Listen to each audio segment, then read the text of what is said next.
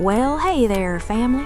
Back in the 80s, these rock gods lived fast and loved hard. But here in 2026, who actually stayed together? From tragic losses to the ones still holding hands at 80, let's rewind. Let's start with the king in New Jersey.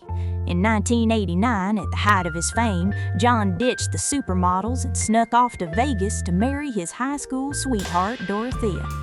Everyone said it wouldn't last 6 months. Well, joke's on them. Here we are in early 2026, and they are celebrating 37 years of marriage. John's been taking it easier vocally after his surgery, and he credits Dorothea for being the rock he leans on. They're proud grandparents now, proving that sometimes the first love really is the forever love. Now this one hits a little different. The boss and his red-headed queen, Patti Scialfa. They fell in love on the road and built a life on E Street. But recently, they faced a real test. You might remember back in late 24, Patti revealed she's been fighting a rare blood cancer called multiple myeloma. It slowed her down from touring, but Bruce says she's tough as nails. In 2026, they are taking it one day at a time. She's still the first lady of E Street, even if she's cheering from the side of the stage these days. This one is the hardest to talk about. For decades, Sharon was the manager keeping the show on the road, and she stood by the Prince of Darkness until the very end. As y'all know, we lost Ozzy in July of 2025, just weeks after his final performance in Birmingham. It marked the end of an era. In early 2026, Sharon is a widow, but she is still protecting his story. She's currently promoting his final concert film, Back to the Beginning. It's a heartbreaking shift, but she fulfilled her vow. She loved him and led him all the way home. They said Keith wouldn't make it to 40, let alone 80. But then he met Patty Hansen. She was the it girl model of the 80s, and she tamed the wildest rolling stone. They tied the knot on his 40th birthday in 1983. Fast forward to 2026, Keith is an unbelievable 82 years old, and they are still inseparable. They spend their days now at their estate in Connecticut or down in the islands. Patty says the secret was simple. She never tried to change him. She just loved him. The shock rocker himself, Alice Cooper. He's been married to the ballerina Cheryl Goddard since 1976.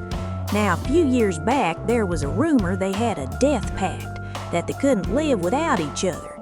Alice had to come out and clarify, it's a life pact. They just don't do anything apart.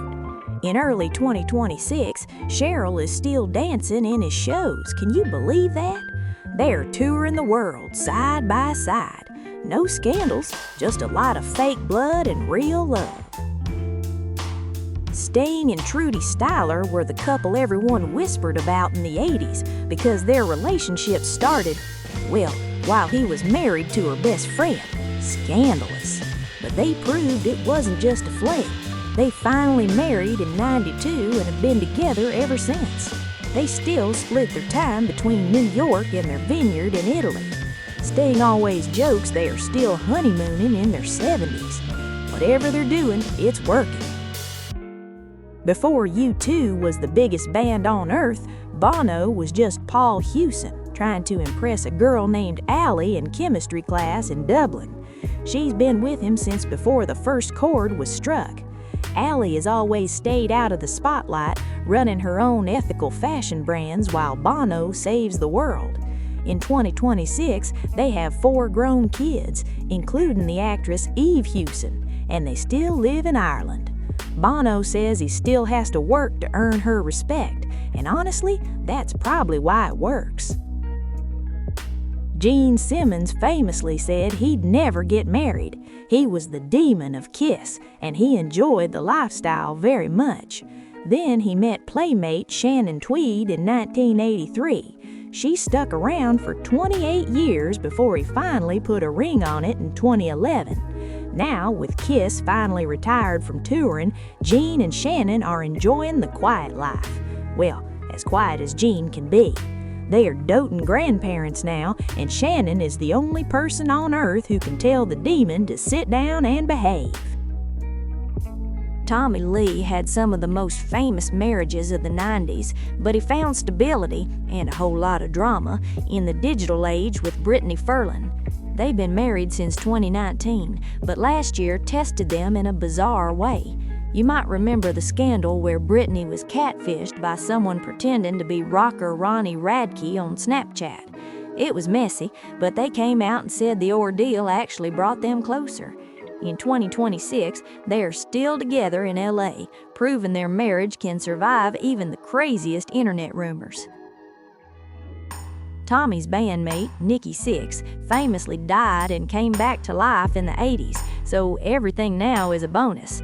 He found peace with Courtney Bingham, and they moved their family out to Jackson Hole, Wyoming for a quieter life.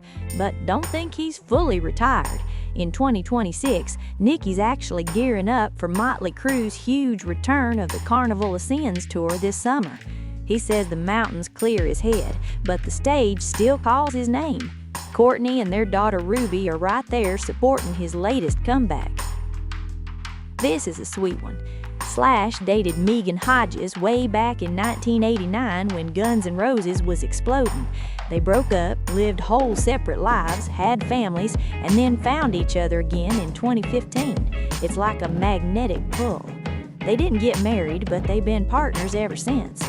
They live in LA with an insane collection of horror memorabilia and about 400 guitars. Sometimes the timing is just wrong the first time, but perfect the second time around.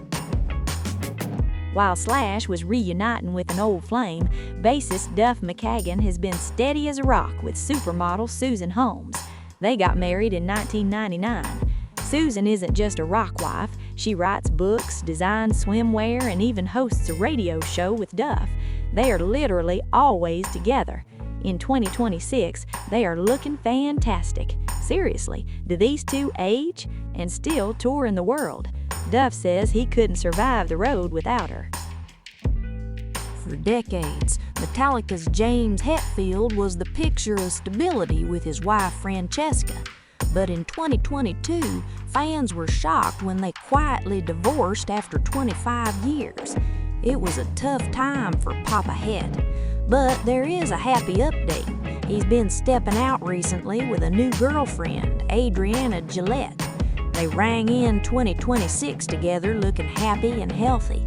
James looks like a weight has been lifted, and it's good to see him smiling again after a rough few years. Over in the Megadeth camp, Dave Mustaine has a reputation for being, well, difficult, but his wife Pamela has stood by him through firings, addiction, and recently his battle with throat cancer. They married in 1991 and moved out to Nashville to raise their kids away from Hollywood. In 2026, Dave is cancer-free, a grandfather, and still touring. He says Pamela is the only reason he's still standing on a stage today. Here is the most confusing couple in rock, Poison's Bret Michaels and Christy Gibson. They've been on and off since 1993. We watched them get engaged on TV, then call it off, then get back together. They have 2 daughters and have been through Bret's brain hemorrhage and heart issues. As of 2026, they are still together, celebrating over 30 years of partnership, even if they never officially walk down the aisle. Hey, if it works for them, who are we to judge? We're ending with a heavy hitter. Dee Snider, a Twisted Sister, met Suzette when she was a costume designer. She actually made his famous pink outfits. They married in 1981. After Dee had a health scare at 70, he decided it was now or never. So they officially announced the Twisted Sister 50th anniversary tour for 2026. And guess who's designing the costumes? Suzette. 45 years later, she's still dressing the man she loves for one last ride. Time comes for us all, doesn't it? But it's nice to see that even in the crazy world of rock and roll, some promises are kept. Which one of these couples was your favorite growing up? Let me know in the comments. Stay nostalgic, y'all. I'll see you in the next one.